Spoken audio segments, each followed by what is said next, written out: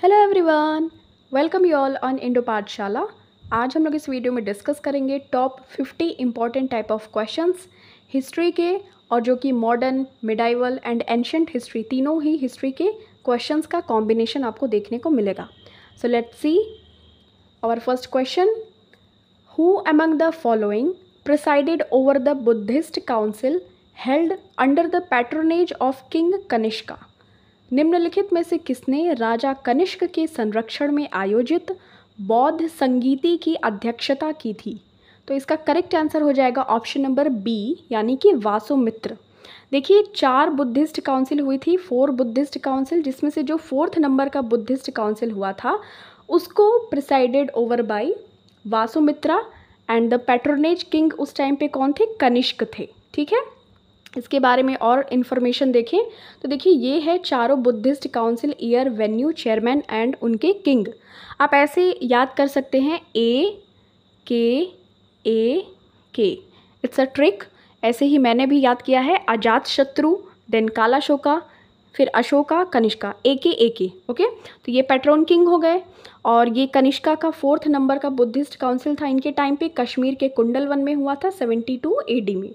और इसके जो चेयरपर्सन कौन थे? वासुमित्र थे। और अगर उपाध्यक्ष की बात करें, वासुमित्र तो अध्यक्ष थे, और अगर उपाध्यक्ष की बात करें तो ये अश्वघोष थे। ओके, नेक्स्ट देखिए, फर्स्ट बुद्धिस्ट काउंसिल की बात करें तो ये 483 BC में हुआ था, राजगृह में हुआ था, बिहार। और इसके जो चेयरमैन थे वो थे महाकश्यप, और ये अजात शत्रु के टाइम पीरियड में हुआ था। नेक्स्ट सेकंड बुद्धिस्ट काउंसिल, तो ये 100 ईयर्स का आपको डिफरेंस दिख रहा होगा, 483, 383। तो 383 BC में हुआ था, वैशाली में, बिहार के। सबाकामी इसके चेयरपर्सन थे, और कालाशोका के टाइम ड्यूरेशन में हुआ था। Third Buddhist council 250 BC, most important, Pataliputra में हुआ था, अशोका के टाइम पीरियड में, और मोगलीपुत्र तिस्सा इसके चेयरमैन थे। ठीक है, तो ये आपको ये स्लाइड इंपॉर्टेंट है, ध्यान में रखनी है। On the bank of which river Mahavira attained Kaivalya? Mahavir ने किस नदी के तट पर कैवल्य की प्राप्ति की थी? तो इसका करेक्ट आंसर हो जाएगा ऋजुपालिका। ऋजुपालिका नदी एक जृंभिक ग्राम है बिहार में, तो वहाँ पे उस नदी के किनारे, और ये जो साल ट्री होता है, साल ट्री के वृक्ष के नीचे, एट द एज ऑफ 42 साल की उम्र में इनको कैवल्य, यानी कि नॉलेज या फिर ज्ञान कह सकते हैं, उसकी प्राप्ति हो गई थी। तो ऋजुपालिका आपका करेक्ट आंसर हो जाएगा। यहाँ पे महावीर स्वामी जी की बात की जा रही है, जैन धर्म से जो रिलेटेड थे। बट अगर बात करें निरंजना रिवर की, तो निरंजना रिवर के रिवर बैंक में गौतम बुद्ध को ज्ञान की प्राप्ति हुई थी। ओके, तो ये चीज़ ध्यान में रखना है। Eight which of the following Harappan sites terracotta female figures were discovered? तो देखिए, निम्नलिखित में से किस हड़प्पा स्थल से टेराकोटा की मादा आकृतियां प्राप्त हुई हैं? तो इसका करेक्ट आंसर हो जाएगा मोहेंजोदारो। तो यहाँ से देखिए, ग्रेट बाथ जो महान स्नानागार है वो भी प्राप्त हुआ है, बाथिंग घाट्स, और ब्रॉन्ज डांसिंग गर्ल जो नर्तकी मिली है, कांस्य की मूर्ति, ये इंपॉर्टेंट है, ब्रॉन्ज डांसिंग गर्ल। और देखिए, मोहेंजोदारो को हम लोग मृतकों का टीला भी कहते हैं। और इस तरीके से आप ध्यान रख सकते हैं कि जो टेराकोटा फीमेल फिगर्स हैं वो भी यहीं से पाई गई हैं, और ग्रेट बाथ भी मोहेंजोदारो से पाया गया है। और राखल दास बनर्जी ने इसका उत्खनन किया था, मतलब इसकी डिगिंग, खोदने का कार्य किया था। ठीक है, नेक्स्ट देखिए, what was the capital of अंग महाजनपदा? तो अंग महाजनपद की राजधानी क्या थी? आपको पता होगा टोटल कितने महाजनपद थे? 16। ओके, मोस्ट इंपॉर्टेंट कौन सा था? मगध का। बट यहाँ पे कैपिटल ऑफ अंग वाज चंपा। ओके, और ये अंग कहाँ पे सिचुएटेड है? तो ये है situated modern district of Munger and Bhagalpur, कहाँ पे? बिहार में। Okay, in which of the following temples the pyramidal roof can be found? तो पिरामिड नुमा जो छत कौन से मंदिर में पाई जाती है? तो भीतर गांव टेम्पल है, यहाँ पे जो उसकी रूफ होती है वो पिरामिड की जैसी पाई जाती है। और ये कहाँ पे है स्थित? तो कानपुर में स्थित है। कानपुर कहाँ पे? उत्तर प्रदेश में। ठीक है, और ये कौन से डायनेस्टी के द्वारा बनवाया गया था? तो गुप्ता डायनेस्टी के द्वारा। ये ग्रेट एग्जाम्पल देखने को मिलता है, भीतर गांव मंदिर। Okay, who established Vikramshila university? तो विक्रमशिला विश्वविद्यालय की स्थापना किसने की थी? तो ये किया था धर्मपाल ने। ठीक है, ये देखिए कहाँ पे सिचुएटेड है? तो भागलपुर डिस्ट्रिक्ट है ऑफ बिहार, वहीं पे विक्रमशिला यूनिवर्सिटी सिचुएटेड है, but it was destroyed by the forces of Muhammad bin Bakhtiyar Khilji. 1193 में इसको डिस्ट्रॉय कर दिया गया था। ठीक है, जैसे आपको पता ही होगा नालंदा को भी बख्तियार काकी ने डिस्ट्रॉय कर दिया था। तो ये ध्यान में रखना है आपको कि विक्रमशिला यूनिवर्सिटी को धर्मपाल ने बनवाया था, और कुमार गुप्त ने कौन सी यूनिवर्सिटी को बनवाया था, आप इसको कमेंट सेक्शन में बताइएगा। Who is the founder of Haryanka dynasty, तो ये बिंबिसार आपका करेक्ट आंसर हो जाएगा। इसका टाइम ड्यूरेशन देखिए 544 से 492 BC, और ये फाउंडर था ऑफ हर्यंका डायनेस्टी बिंबिसार। इसको हम श्रेणिका या श्रेणिया भी कहते हैं, इसका एक उपनाम है या अनदर टाइटल आप कह सकते हैं, श्रेणिका या फिर सेनिया।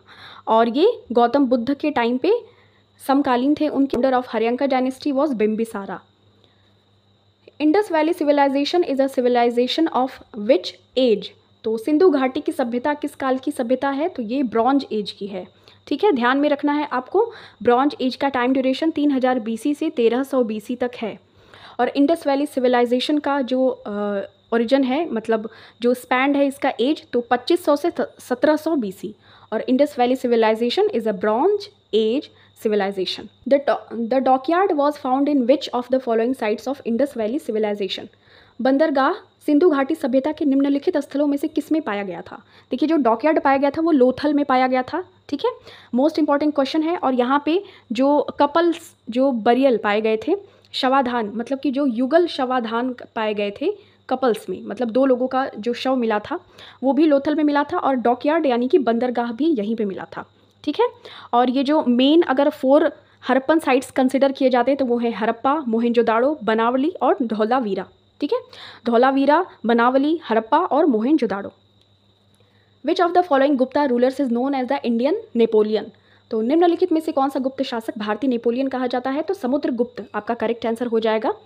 देखिए जो नेपोलियन थे वो फ्रांस के थे, और ये बहुत ही अच्छे युद्ध इन्होंने लड़ा था और बहुत ही ज़्यादा ब्रेव थे। तो इस वजह से इनको, जो हमारे गुप्ता पीरियड के समुद्रगुप्त हैं, इनको जाना जाता है as the Indian Napoleon. Okay, और जो ये गुप्त पीरियड था, मतलब जो गुप्ता डायनेस्टी थी, इसको श्री गुप्त के द्वारा बनाया गया था, मतलब फाउंड किया गया था या इस्टेब्लिश किया गया था।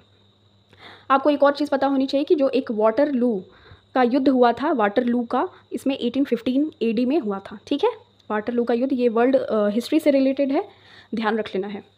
Who among the following is known for his work on medicine during the Gupta period, निम्नलिखित में से किसे गुप्त काल के दौरान चिकित्सा पर उनके काम के लिए जाना जाता है, इसका करेक्ट आंसर हो जाएगा सुश्रुत। ठीक है, तो देखिए जो गुप्ता पीरियड के जो भी डॉक्टर थे वो थे सुश्रुत, ध्यान में रखना है आपको। ये देखिए बेस्ट सर्जन कहे जाते हैं, जैसे सर्जरी वगैरह होती है, ऑपरेशन में ऑपरेशन होता है, तो उसके जो जन्मदाता के तौर पे हम जानते हैं तो सुश्रुत को जानते हैं। Golden age of Indian history, तो ये गुप्ता पीरियड ही है, और जो गुप्ता पीरियड में गोल्ड कॉइन्स को हम दिनार के रूप में जानते थे। ठीक है, इतनी इन्फॉर्मेशन ध्यान में रखनी है।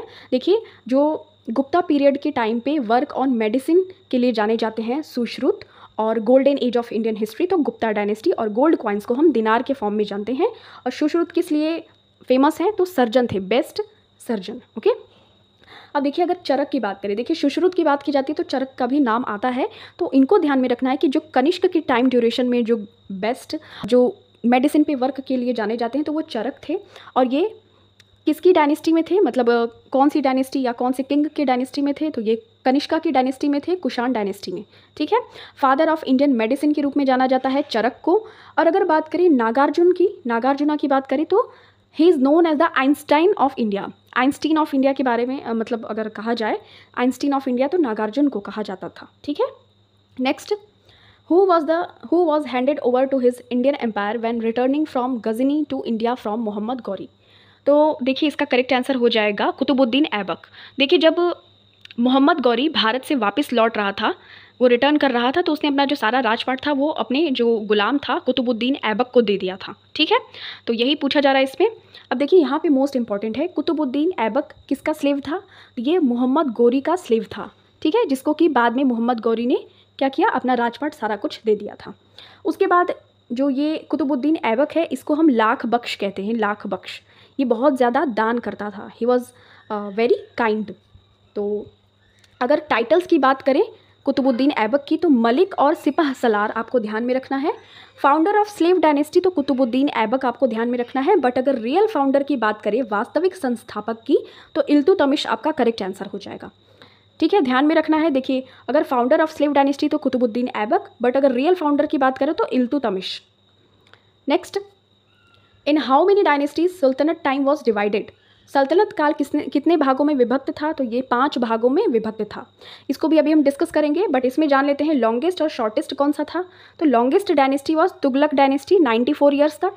शॉर्टेस्ट डायनेस्टी जो सबसे कम एज में मतलब डिस्ट्रॉय हो गई थी, तो 30 ईयर्स में खिलजी डायनेस्टी। ठीक है, तो longest Tughlaq dynasty, shortest Khilji dynasty. यहाँ पे ये है स्लेव डायनेस्टी, इसका टाइम पीरियड आप देख लीजिए और इसके एज देख लीजिए। तो लॉन्गेस्ट 94 ईयर्स तुगलक डायनेस्टी, और सैयद डायनेस्टी इसको खिज्र खान ने इसका इस्टेब्लिशमेंट किया था 37 ईयर्स। ठीक है, तो इस तरीके से आप देख सकते हैं। और अभी अगर बात करें लोदी डायनेस्टी की, जो ये लास्ट वाला था, तो ये अफ़गानिस्तान से था, जबकि और सभी जो चारों थे वो टर्किश यानी कि तुर्की के थे। ठीक है, तो ये ध्यान में रखना है। इन which year Mohammad Ghori invaded India? तो किस वर्ष मोहम्मद गोरी ने भारत पर आक्रमण किया था? 1175 AD में। ठीक है, देखिए first battle of the Tarain होता है 1191 AD में, where Ghori was defeated by Prithviraj Chauhan. ध्यान में रखना है। उसके बाद देखिए second battle of the Tarain होता है 1192 AD में, जहाँ पे पृथ्वीराज हार गए थे and killed by Mohammad Ghori. तो second battle of the Tarain 1192 AD में होता है, where Prithviraj Chauhan was defeated by Mohammad Ghori.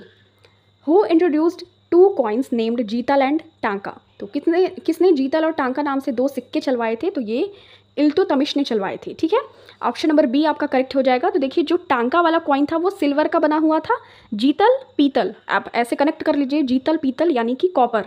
तो ये जीतल का था, ये copper coins. Okay, copper coins जीतल कहलाते थे, सिल्वर कॉइन्स टांका कहलाते थे। और देखिए जो इल्तुतमिश है, इसने इक्तादारी सिस्टम को चलाया था या शुरू किया था। ठीक है, who started the policy of blood and iron? रक्त और लौह की नीति किसने शुरू की थी? तो ये बलबन ने शुरू किया था। इंपॉर्टेंट क्वेश्चन है। और देखिए इसने एक फेस्टिवल भी स्टार्ट किया था, जो पारसी कम्युनिटी से लोग बिलोंग करते हैं, उनका फेस्टिवल है नवरोज। और देखिए इसने खुद को टाइटल दिया था, he gave himself the title of Zille Ilahi, that means shadow of God, and he started paibos and sijda system. पैबोस पैरों को चूमना, सिजदा मतलब बिल्कुल सिर झुका कर पैरों को चूमना। तो इस तरीके का बलबन ने स्टार्ट किया था। ब्लड एंड आयरन, रक्त और लौह की नीति। Who completed Qutub Minar? तो कुतुब मीनार को किसने पूरा बनवाया था या कंप्लीट करवाया था? तो ये देखिए करवाया था इल्तुतमिश ने। देखिए जो कुतुब मीनार है, इसको कुतुबुद्दीन ऐबक ने इसका कंस्ट्रक्शन मतलब जो बेसमेंट एरिया है उसको स्टार्ट किया था, बट वो कंप्लीट नहीं करवा पाए थे, उसके पहले उनकी डेथ हो जाती है। देन उसके बाद आते हैं इल्तुतमिश, तो वो इसको कंप्लीट करवाते हैं फाइनली। और उसके बाद 3 मोर स्टोरीज, 3 और मंजिल बनवाते हैं उसमें। ठीक है, और देखिए बाद में अगर लास्ट में बात करें तो 5th और जो लास्ट स्टोरी है, जो इसको फाइनली कंप्लीट करवाया था फिरोज शाह तुगलक ने। ठीक है, तो फिरोज शाह तुगलक ने 1368 में, ये तुगलक डायनेस्टी से बिलोंग करते हैं फिरोज शाह तुगलक, ध्यान में रखना है। तो देखिए 3 लोग हो गए। सबसे पहले तो देखिए Qutbuddin Aibak, then second number पे इल्तुतमिश, थर्ड नंबर पे फिरोज शाह तुगलक। ओके, तो इसमें तो ऑप्शन आपका बी करेक्ट हो जाएगा। Next, when did the battle of Haldi Ghati take place? तो ये 1576 में हल्दी घाटी का युद्ध हुआ था अकबर और महाराणा प्रताप के बीच में, और अकबर इसको जीत गए थे। विच of the following Sikh Guru was executed by Jahangir? तो किस सिख गुरु को जहांगीर ने फांसी की सज़ा सुना दी थी? तो ये गुरु अर्जन देव थे। ठीक है, और ये 5th नंबर के सिख गुरु थे, 5वें नंबर के थे ये, और 1606 में जहांगीर ने इनको फांसी पे चढ़ा दिया था। What was the time period of या रीन ऑफ अकबर? तो अकबर का शासनकाल कब तक चला था? तो देखिए 1556 से 1605 तक में चला था। ठीक है, अगर बात करें, देखिए अभी हमने जो प्रीवियस क्वेश्चन में डिस्कस किया था, अर्जन देव को जहांगीर ने चढ़ाया था फांसी पे। अगर गुरु तेग बहादुर पूछा जाए तो उनको औरंगजेब ने मार दिया था। ठीक है, मतलब मरवा दिया था। तो ये दोनों चीज़ें आपको ध्यान में रखनी है। चलिए, तो यहाँ पे बात कर रहे थे हम लोग 1556 से 1605 में, तो ये अकबर का टाइम पीरियड था। और अकबर को एक बीमारी हो गई थी, डिसेंट्री, पेचिस जिसको कहते हैं, 1605 में इस वजह से मर गए थे।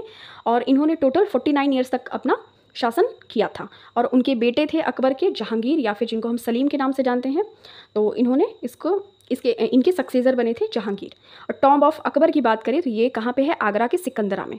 तो ध्यान में रखना है इतनी सारी information. Next, who was the first governor of Bengal? तो बंगाल का प्रथम गवर्नर था रॉबर्ट क्लाइव। ओके, नेक्स्ट ये देखिए 1757 से 60, मतलब जब देखिए बैटल ऑफ प्लासी होता है उस टाइम पे तो रहता ही है, बट बाद में जब इलाहाबाद की संधि होती है 1765 1765 में, after the battle of Buxar, तो उसके बाद भी रॉबर्ट क्लाइव को बुला लिया जाता है। तो इस तरीके से आप इसका टाइम ड्यूरेशन देख सकते हैं, डबल टाइम ड्यूरेशन था, 1757 से 60, देन अगेन 1765 से 67। बैटल ऑफ बक्सर होता है 1764 में और बैटल ऑफ प्लासी होता है 1757।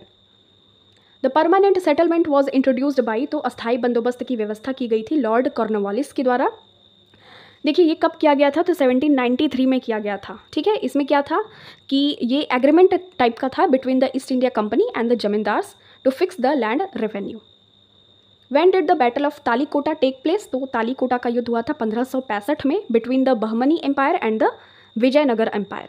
तो ये जो हरिहर और बुक्का विजयनगर डायनेस्टी के इस्टेब्लिशमेंट में इनका योगदान था, कंट्रीब्यूशन था। ठीक है, तो 1565 में होता है और इसी तरीके से आप देखेंगे कि Vijayanagar empire came to an end after this war. तो ये 1565 वाला आपको ध्यान में रखना है। ठीक है, नेक्स्ट देखिए, who was the first voice Roy of India? तो भारत का प्रथम वाइस रॉय कौन था? तो ये था कैनिंग। ओके, कैनिंग था फर्स्ट वॉइस रॉय और इसी के टाइम ड्यूरेशन में देखिए 1861 का इंडियन काउंसिल एक्ट आता है, सिविल सर्विसेज एक्ट आता है, और देखिए मोस्ट इंपॉर्टेंट है 1857 का जो रिवोल्ट होता है उस टाइम पे पूछते हैं कौन था, तो ये कैनिंग था। ओके, और अगर बात करें 1885 में कांग्रेस जब बना था, इंडियन नेशनल कांग्रेस, तो उस टाइम पे कौन था? तो डफरिन था। ठीक है, डफरिन। ओके, तो अगर बात करें कैनिंग की, तो 1858 का जो एक्ट आया था उसके through governor general of India को चेंज किया गया था वॉइस रॉय में, तो ये भी आपको ध्यान में रखना है। Non cooperation movement was started in, तो ये 1920 में स्टार्ट किया गया था। और ये देखिए जो कलकत्ता का सेशन था सितंबर 1920 का, उसी टाइम पे जो लाला लाजपत राय ने इसकी अध्यक्षता की थी, वहाँ पे इसको इंट्रोड्यूस किया गया था। ठीक है, और Gandhi ji predicted that he would achieve swaraj through non cooperation within a year. तो पूछा जाता है कि गांधी जी ने कब प्रिडिक्ट किया था कि हम 1 साल में स्वराज की प्राप्ति कर लेंगे? तो यही 1920 के नॉन कोऑपरेशन मूवमेंट में, और इस टाइम पे वॉइस रॉय थे Chelmsford. Okay, who was the first governor general of independent India? तो स्वतंत्र भारत के जो प्रथम गवर्नर जनरल थे तो वो थे, आपका करेक्ट आंसर हो जाएगा माउंटबेटन। ठीक है, देखिए फर्स्ट इंडियन गवर्नर जनरल की बात करें जब हमारा भारत देश आज़ाद हो गया था आफ्टर इंडिपेंडेंस, तो चक्रवर्ती राजगोपालाचारी जी थे। ठीक, बट अगर बात करें माउंटबेटन की, तो ये first governor general of free India थे, बट ये इंडियन नहीं थे, he was non Indian. Obviously he was non Indian, but अगर इंडियन के पर्सपेक्टिव से बात करें तो Chakravarti Rajagopalachari was the first Indian governor general of independent India. अब यहाँ पे उन्हीं सभी चीज़ों का रिवीजन है, जैसे देखिए first governor general of Bengal तो वॉरेन हेस्टिंग्स थे, और first governor of Bengal Robert Clive. अगर बात करें first governor general of India तो विलियम बेंटिक, इनकी ही हेल्प से राजा राम मोहन रॉय, और इन्होंने सती सिस्टम को एंड किया था। फर्स्ट वॉइस रॉय की बात करें तो कैनिंग हो जाएगा आपका correct answer. First governor general of free India तो माउंटबेटन, बट अगर बात करें last governor general of free India, अगर इंडियन के पर्सपेक्टिव से the only Indian governor general तो Rajagopalachari ji. Which of the following is not correctly matched? तो इसका करेक्ट आंसर हो जाएगा बैटल ऑफ चंदेरी। देखिए बाबर और शेर शाह सूरी के बीच में नहीं हुआ था, ये बाबर और मेदिनी राय के बीच में हुआ था बैटल ऑफ चंदेरी। ठीक है, और बात कर लेते हैं तो first battle of Panipat Babur और इब्राहिम लोदी के बीच में हुआ था 1526 में, तो ये तो करेक्ट है। आपको इनकरेक्ट बताना था, यही गलत है। बैटल ऑफ खानवा होता है बाबर राणा सांगा, ये तो करेक्ट है। बैटल ऑफ घाघरा होता है बाबर अफगानी रूलर, ये भी सही है। पानी पिया खाना खाया चला घाघरा बांध के, ये एक ट्रिक है। पानीपत, खानवा, उसके बाद अंधेरी का युद्ध, फिर घाघरा का युद्ध, ये चारों सिक्वेंस है 1526 से लेके 1530 तक। उसके बाद बाबर की डेथ हो जाती है। Which of the following tribal rebellion was made famous by Bankim Chandra Chatterjee through his novel आनंद मठ? तो देखिए इसका जो करेक्ट आंसर हो जाएगा वो हो जाएगा सन्यासी विद्रोह। सन्यासी रिबेलियन को 1882 में इन्होंने एक नॉवेल लिखी थी बंकिम चंद्र चैटर्जी की, तो उसी में इंक्लूडेड है सन्यासी रिवोल्ट, और इससे ही वंदे मातरम जो हमारा नेशनल सॉन्ग है उसको भी लिया गया है, और इसके जो रचयिता हैं, राइटर हैं, बंकिम चंद्र चैटर्जी हैं वंदे मातरम के। When was happened battle of Wandiwash? तो वांडी वाश का युद्ध हुआ था 1760 में, 1760 में। किसके बीच में? कॉम्टे डी लाली और आयरकूट, दैट मीन्स ब्रिटिशर्स और फ्रेंच के बीच में, यानी कि ब्रिटिश और फ्रांस के बीच में हुआ था 1760 में battle of Wandiwash. Comte D Lali French side से और आयरकूट ब्रिटिशर्स के साइड से थे। एंग्लो फ्रेंच वॉर था इसका another name. Who among the following passed the vernacular press act, तो इसको करेक्ट आंसर हो जाएगा लिटन ने पास किया था वर्नाकुलर प्रेस एक्ट। तो ये देखिए 1878 में इसको पास किया गया था। दैट मीन्स अब हम जो हमारी देशी भाषा है, जो वर्नाकुलर हमारी लैंग्वेज है, उसमें हम पत्र पत्रिकाओं का संचालन या पब्लिकेशन नहीं कर सकते हैं। पब्लिश नहीं करने के उद्देश्य से लिटन ने ये चलाया था वर्नाकुलर प्रेस एक्ट इन 1878। ये अगर टारगेटेड देखा जाए तो एक अमृत बाजार पत्रिका आई हुई थी। दिस पत्रिका was started bye Sisir Ghosh and Motilal Ghosh.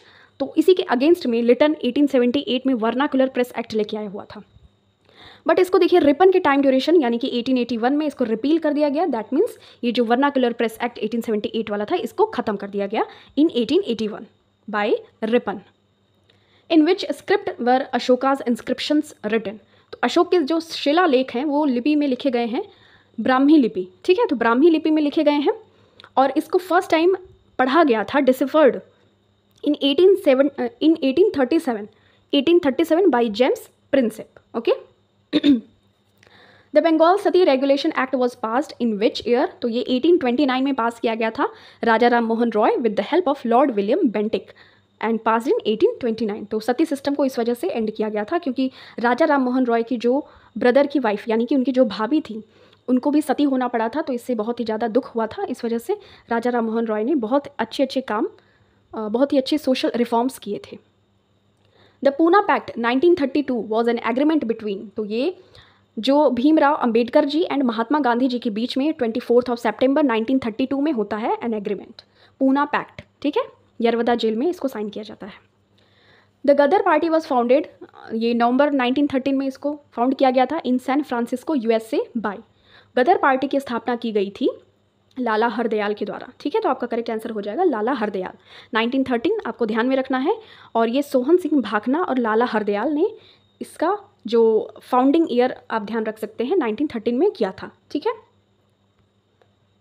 Who started the first English newspaper in India, तो भारत में पहला जो अंग्रेजी अखबार शुरू किया था ये किया था August Hickey, James Augustus Hickey ने किया था 1779-80। इसका टाइम ड्यूरेशन देख सकते हैं।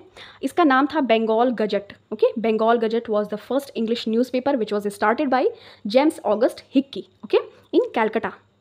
Next, where did Mahatma Gandhi started the salt satyagraha, जो नमक सत्याग्रह शुरू किया था महात्मा गांधी जी के द्वारा, इसको किया गया था साबरमती, ठीक है। साबरमती में इसको स्टार्ट किया गया था और ये कब 12 मार्च 1930, ठीक है।